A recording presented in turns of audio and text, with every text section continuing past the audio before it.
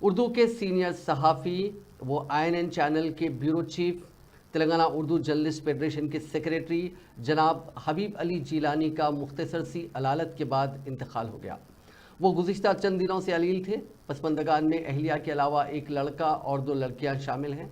हबीब Ali Jilani INN channel के bureau chief थे। आज उनकी नमाज जनाजा बाद नमाज मगरिब जामे मस्जिद बारकस में अदा की गई और तदफीन बड़ा कब्रिस्तान बारकस में अमल में आई। हबीब अली जिलानी के इंतकाल पर INN न्यूज़ चैनल के चेयरमैन व हैदराबाद कांग्रेस कमेटी के सदर समीर वलीउल्लाह और INN चैनल के पूरे स्टाफ और मैनेजमेंट ने उनके गमज़दा अरकान ख़ानदान से ताज़ियत का इजहार किया। तेलंगाना की उर्दू सहाफ़त के दरख्शां बाब हबीब अली जिलानी के इंतकाल ने न सिर्फ सहाफ़ती दुनिया में बल्कि उन तमाम दिलों में भी गहरा खला छोड़ दिया है जो उनसे वाबस्ता थे। हबीब अली जिलानी का सहाफ़ी सफ़र 1987 में शुरू हुआ। एक ऐसे दौर में ये सफ़र शुरू हुआ जब उर्दू सहाफ़त को कई चैलेंजेस का सामना था। उन्होंने अपने करियर का आगाज़ रहनुमाए दक्कन और न्यूज़ ट्रस्ट जैसे मुअज़्ज़ज़ इदारों में किया, जहां उनकी बेबाकी, हक़गोई और सहाफ़ती मियार ने उन्हें एक नुमाया मकाम अता किया।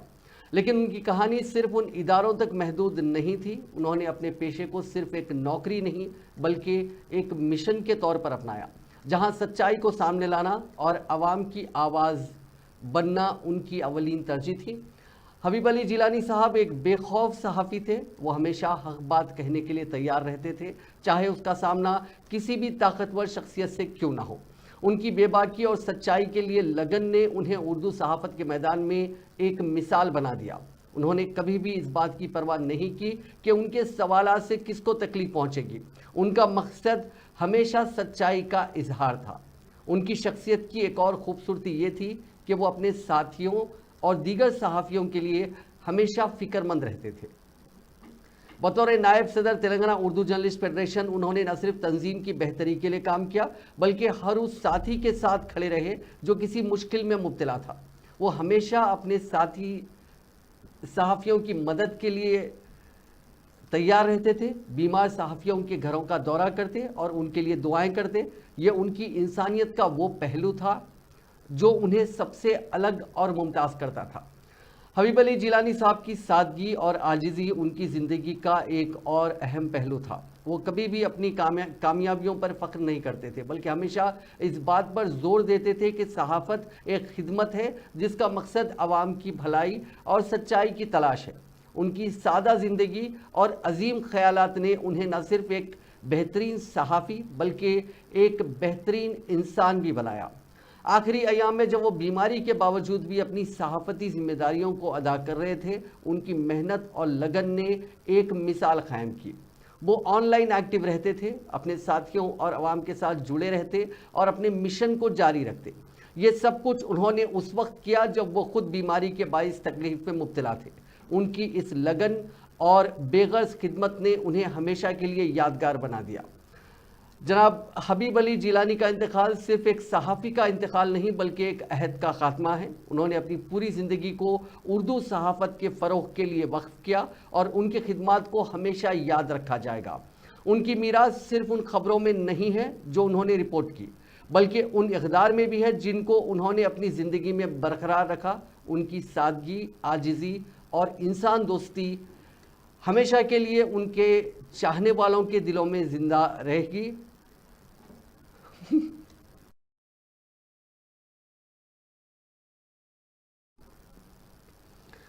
जब हम हबीब अली जिलानी साहब को याद करते हैं तो हम सिर्फ एक अजीम सहाफ़ी को नहीं बल्कि एक अजीम इंसान को भी याद करते हैं। उनका इंतकाल उर्दू सहाफ़त के लिए एक नाकाबिल तलाफ़ी नुकसान है, लेकिन उनकी यादें, उनकी तालीमात और उनकी खिदमत हमेशा हमारे दिलों में ज़िंदा रहेंगी। जिलानी साहब की ज़िंदगी का हर लम्हा हमें सच्चाई, दयानतदारी और ख़िदमत का सबक देता है और यही वो विरासत है जो हमारे लिए वो छोड़ गए हैं। अल्लाह ताला हबीब अली जिलानी साहब को जन्नतुल फिरदौस में आला मकाम अता फ़रमाए और उनके अहले खाना को सब्र जमील अता फ़रमाए। आमीन।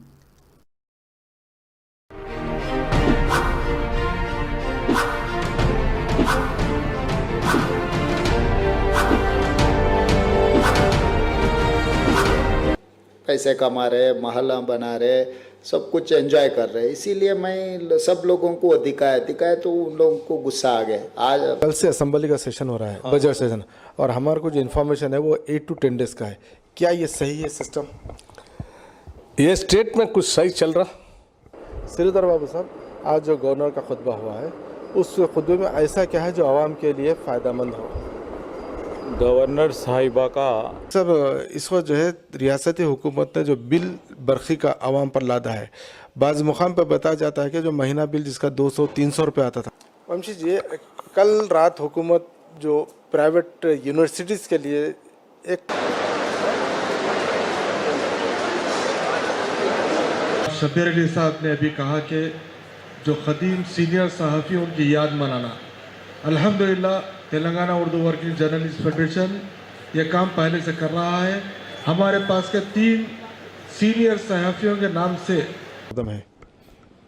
राममोहन रेड्डी साहब, अब जो सबसे बड़ा मसला है पोती रेड्डी पाडो पर है, जिसकी वजह से 4 अजला राज्य सरकार की तरफ से कोई भी गरीब को कोई भूखा न सोए, ऐसे कारण रेशन में भी रेशन का जो नॉर्थ में जो है मुस्लिम और क्रिश्चियन मॉर्निंग सी हुई, क्या यहाँ पर वो लोग इस तरह की हरकतें कर सकते हैं? हर एक किस्म के कोशिश करेंगे ऐसा।